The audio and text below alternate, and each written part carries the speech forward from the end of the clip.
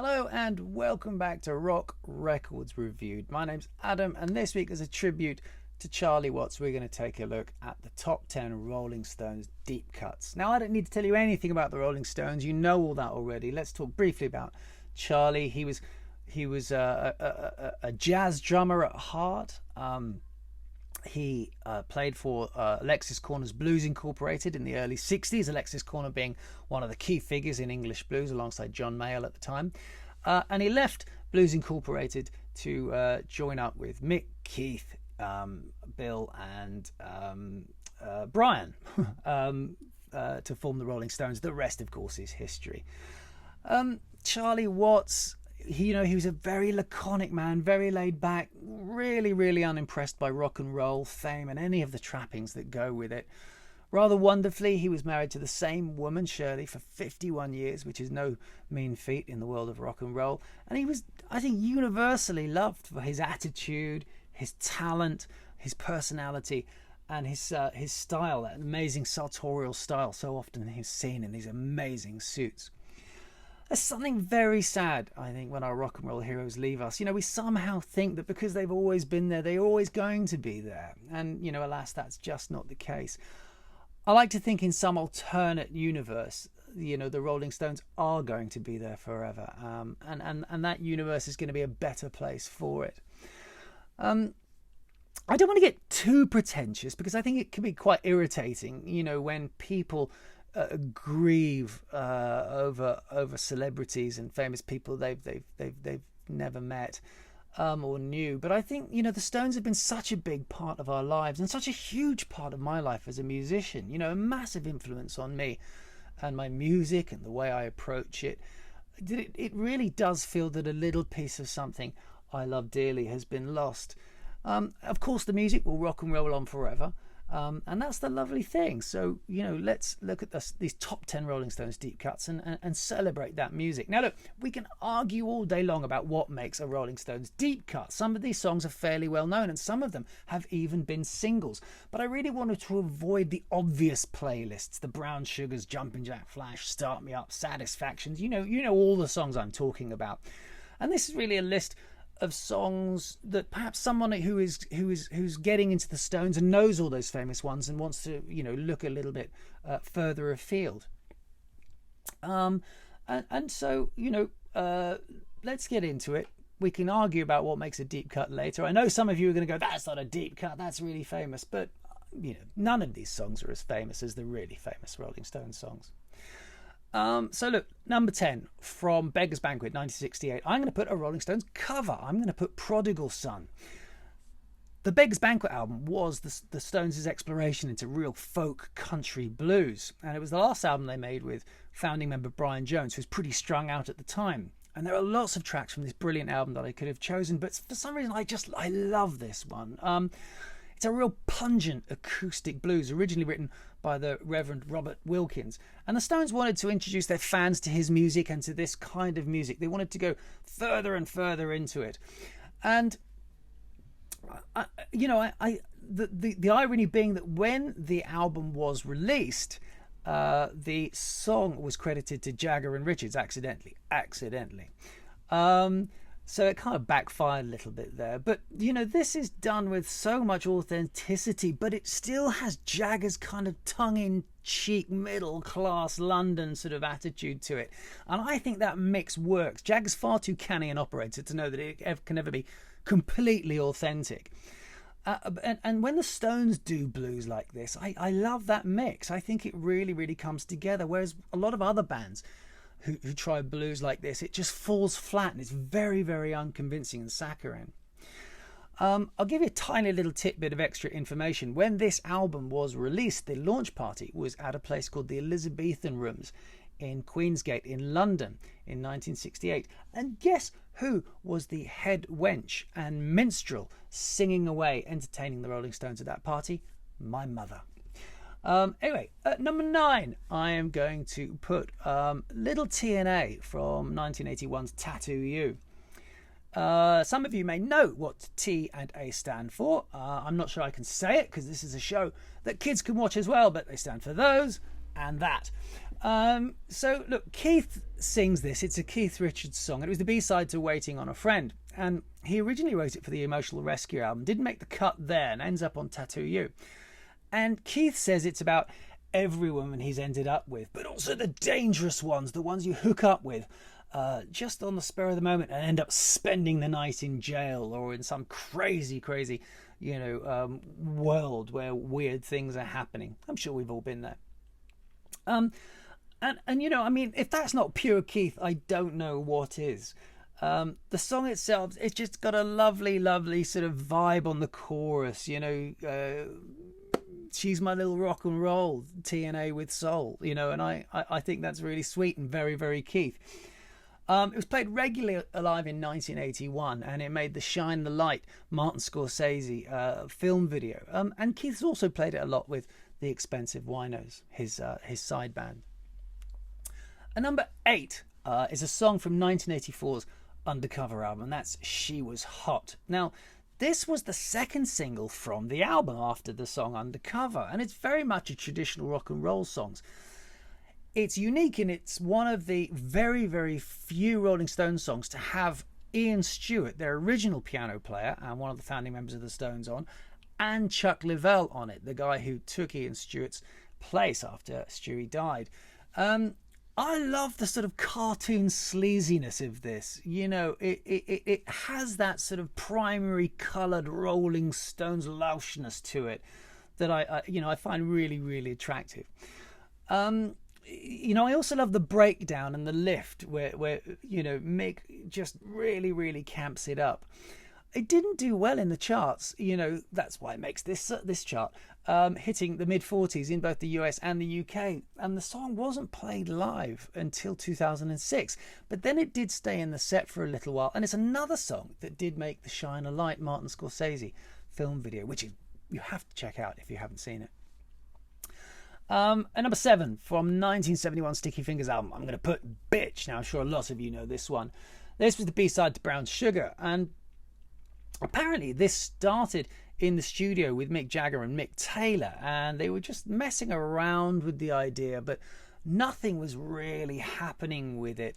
And then Keith walked in, and he sat down in the middle of the room with no shoes on, eating a bowl of cereal. And he asked producer Andy Johns to pass him his guitar as he was listening to the playback, and he started joining in, and suddenly the whole thing really, really took off. I think this is one of the great hard-edged Rolling Stones rockers, and it's got that fabulous horn riff on it as well. It never made any of the mainstream live albums, but it has featured on a number of the compilations. But I do think this is one of those songs that Rolling Stones fans really, really love. So you wouldn't be surprised to see it in this list at all. And number 6, a track from 1994's Voodoo Lounge album. I'm going to put You Got Me Rockin'. This was produced by the Stones and Don Was, and this originally started as a really, really slow blues number. And in fact, you can hear it like that on early bootlegs. But as I say, it's not that impressive. You've got Keith sort of plodding away on piano on there. But as they worked on it in the studio and Keith switched to guitar, it suddenly really, really sped up, and they put some muscle on it. And it's a great, great Jagger lyric, which many people saw as the sort of Stones fighting back again in the face of accusations that they were too old to rock out anymore. And how ironic that I'm talking about this song and the Stones 30 years later. 30 years. If that doesn't make you feel old, nothing will. It did okay. I mean, it got to number 23 in the UK, and it actually got to number 2 on mainstream rock Billboard chart in the USA. And I think it's one of the few later period Stones songs to have a decent shelf life live, although I still don't think it's regarded as a go-to classic.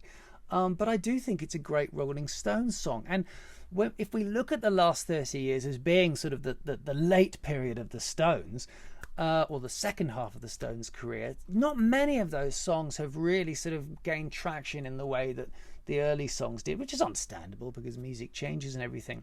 But I think this is one of the ones which has just nudged that door open a little bit, and I think a lot of people love it. So the top 5. At number 5, another Keith song from Exile on Main Street in 1971. I'm going to put Happy. Again, another one that a lot of you Rolling Stones fans will know very, very well. This was, again, the second single from the album, peaking at number 22 on the Billboard chart. And it was mainly written by Keith at the Nelcott Villa in the south of France. And it's a real slide-driven, hip-shaking piece, a joyous piece of up-tempo rock and roll. Now, ironically, Charlie's not on this one. This is producer Jimmy Miller playing drums, so forgive me, Charlie. The whole list is for you. Keith famously said that the whole thing was done in 4 hours. 1 minute the song didn't exist. They picked up a guitar, wrote the song in half an hour, and then they started arranging it. And within 4 hours, the whole thing was recorded, signed off, mixed, and the lot. It's the only Rolling Stones song to ever chart in the US without Mick Jagger on lead vocals, and it's been covered. It's one of the great songs that's been covered by all sorts of people in all sorts of genres. Elvis Costello, Nils Lofgren, the Black Crowes, Sheryl Crow, and even the Pointer Sisters. So if that's not the mark of a great song, I don't know what is. And number 4, a song from 1969's Let It Bleed. I'm going to put Live With Me. And again, I could have put so many tracks from this album in this list. And it's another one that a lot of you diehard Rolling Stones fans will know like the back of your hand. Again, produced by Jimmy Miller.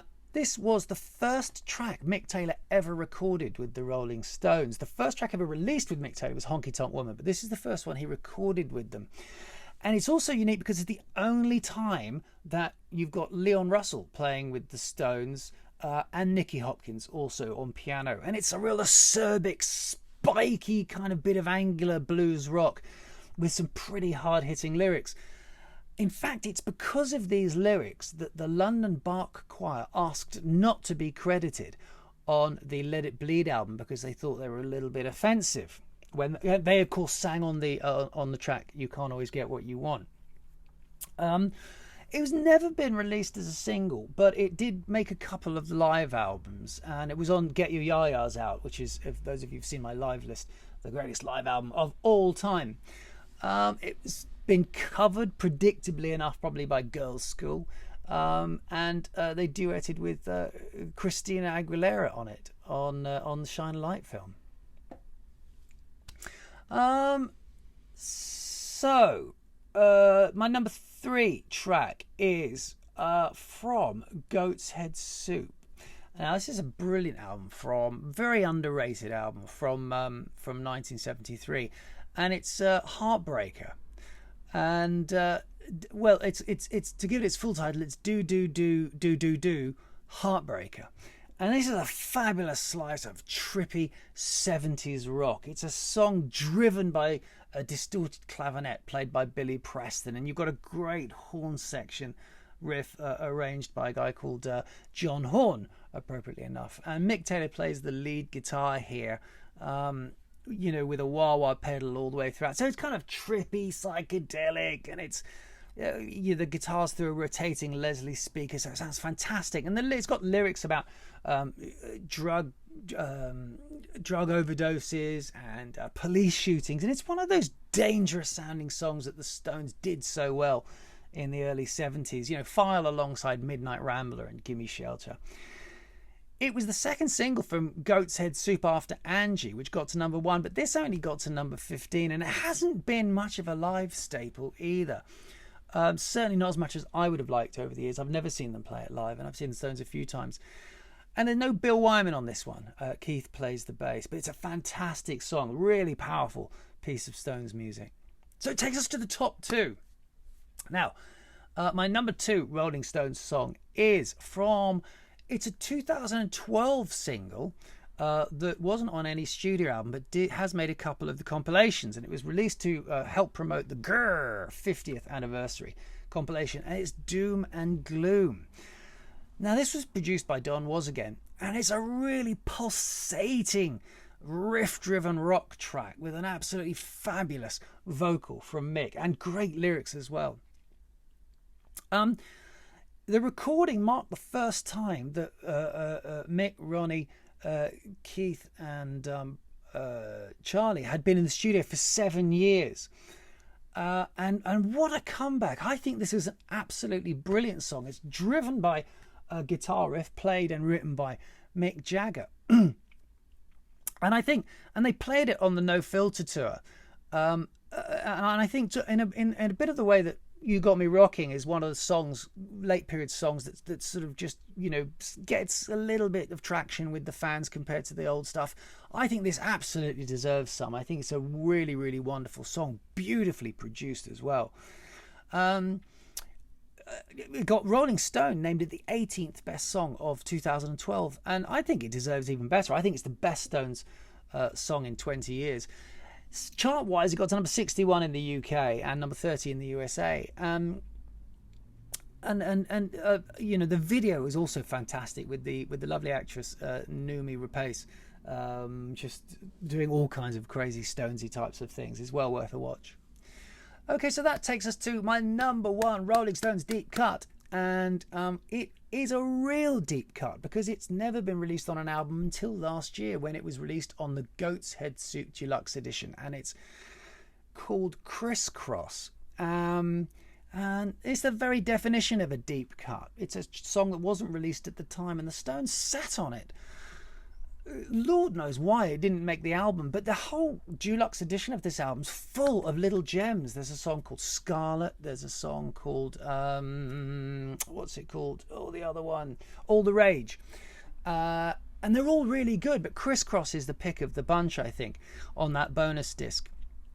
And it's really worth checking out if you ever wanted evidence that Rolling Stones were the greatest rock and roll band in the world. Just listen to this sleazy slice of loose blues rock, and what a groove on here, and what a vocal. Just listen to how Mick Jagger says blood transfusion. It's just brilliant. It's everything you love about the Stones, trust me. And they buried it, you know, for all those decades. It's criminal. You know, it's sexy, it grooves, and the band play just great on it. It's a wonderful, wonderful piece of Rolling Stones treasure that you must go and dig out. So look, that's it. You know, obviously there are loads and loads of Rolling Stones songs that I could have included, but you know, these are the 10 deep cuts that, you know, I just really felt like including, that needed just highlighting to people who might not know them. But I would love to know what your favourite Rolling Stones deep cuts are. You know, the tracks that are just a little bit off the beaten path. So none of the usual suspects. You all know the type of song I mean. Let's finish talking about Charlie again. I've worked with many drummers over the years, and you'd think it was the simplest thing in the world to just hit a drum with a drumstick in time, and that they'd all pretty much sound and play the same. But, you know, nothing could be further from the truth. Every drummer is different. Some are on the beat, some push the beat, some pull the beat, some play hard, some play soft, some play like a metronome, some play with swing. And, you know, what Charlie had was a real less is more approach. You know, what he did play was so full of style and swing, and his playing was fundamental to the Stones and that unique groove that they had. Just like Ringo, another drummer who has very, very unfairly been criticised over the years, but they're great examples of how great playing is not all about technical wizardry and lightning fast ability and speed. It's about feel, it's about style, it's about individuality, and Ringo had it and Charlie had it in spades as well. I feel very sad thinking about Charlie, that the four Stones, the four guys, Charlie, Mick, Keith and Ronnie, you know, that they'll never play together again. A Stones gig, you know, is still an event, isn't it? It's still an event. You know, I live in London, one of the biggest metropolitan cities in the world, but even when the Stones come to town, it's an event, and it's all over the papers and the press, and there's a build up, and you end up getting 100,000 people in Hyde Park for one of the greatest days of your life. And you know, to think we'll never have that again makes me really, really sad, and also makes me feel very mortal. And I suppose ultimately that's why these deaths hit us so hard. But anyway, I'm just going to finish by saying thank you very much, Charlie Watts, and I will see you all again soon for another Rock Records Reviewed. Thanks a lot. Bye-bye.